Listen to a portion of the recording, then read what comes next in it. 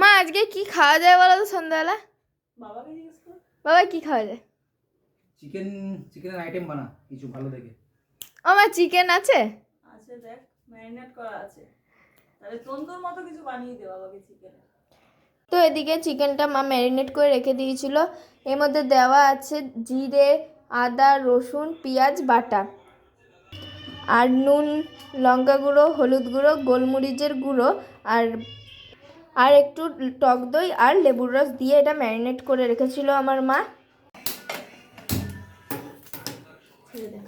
তো দেখো এদিকে আমি দুটো মতো বাটার নিয়েছি।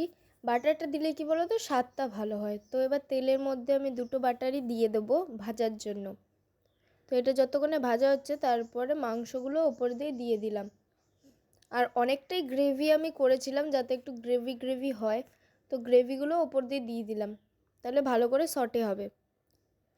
তারপর এদিকে ভালো করে আমি ভেজে নেবো এটা 1 ঘন্টার জন্য। তো এটা হয়ে গেছে, এবার বাবা খেয়ে বলুক কেমন হয়েছে। দেখো কেমন হয়েছে খেয়ে।